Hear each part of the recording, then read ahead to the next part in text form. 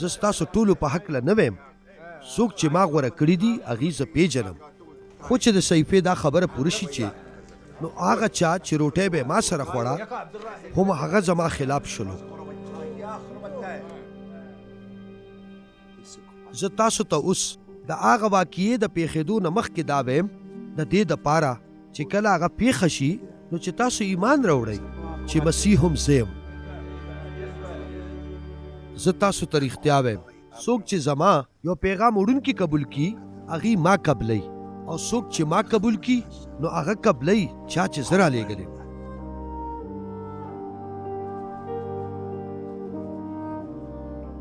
د دې ویلو نه پس عیسی روح کې سخت پریشانه شو او وی فرمایل زه درته رښتیا ویم چې په تاسو کې به یو زما مخبري کوي. مریدانو یو بل ته وکتل او شکمن شول چې دې دا د چا په هکله خبرې کوي.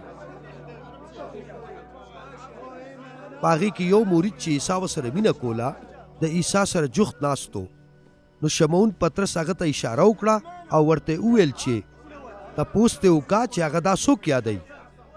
نو هغه مرید عیسی ته سر ور نږدې کړ او تپوس یې ترې وکړ مالکه دا څوک دی؟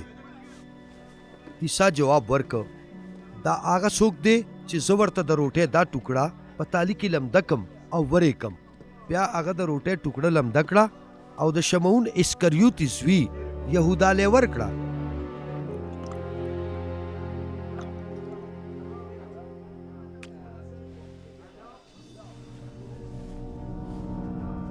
د روټۍ د ټوکړې خوړلو نه پس شیطان په هغه کې ورننوته. عیسی هغه ته وفرمایل څه چې کې زر یې وکړه. څوک چې روټۍ ته ناست و د هغې نه یو قسم په دې پوه نه شو چې هغه ولې ده ته داسې وفرمایل. زه نو دا ګمان وکړو چې یهودا سره تیلی ده.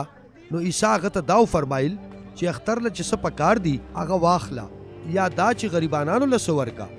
د نوړۍ اخیستو نه پس سمدستي یهودا بهر ووته او دا توره شپه وه. کله چې یهودا بهر لاړو نو عیسی وفرمایل اوس ابن آدم خپله لویي وموندله او خدای پاک په هغه کې لویي وموندله. که خدای پاک په هغه کې لویي وموندله نو خدای پاک په هغه ته په خپل ځان کې لویي ورکړي او هغه ته به زر لویي ورکړي. زما بچو، زه به د لږ وخت لپاره تاسو سره یم، بیا به تاسو ما لټوئ او څنګه چې ما یهودیانو ته وفرمایل نو دغه شان اوس تاسو ته هم ویم چېرته چې زه ځم هلته تاسو نشئ راتلی. زه تاسو له یو نوی حکم در کوم چې د یو بل سره مینه کوئ. لکه چې ما تاسو سره مینه کړې ده نو دغه شان تاسو هم د یو بل سره مینه کوئ.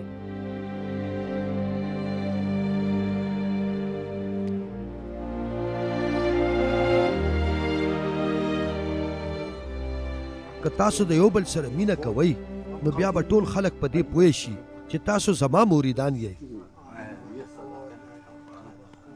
شمعون پطرس هغه ته وویل مالکه ته چېرته ځې؟